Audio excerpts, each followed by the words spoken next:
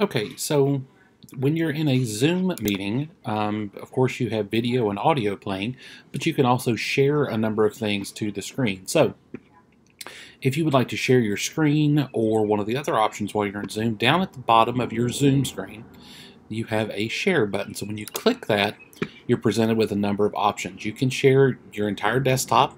There is a whiteboard that you can display and write on.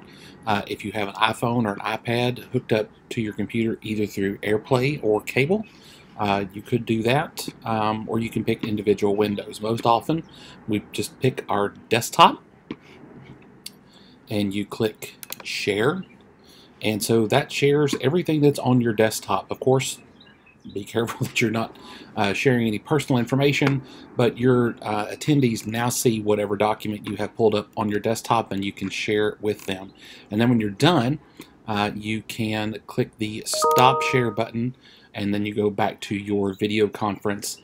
And that's how you can share your screen with Zoom.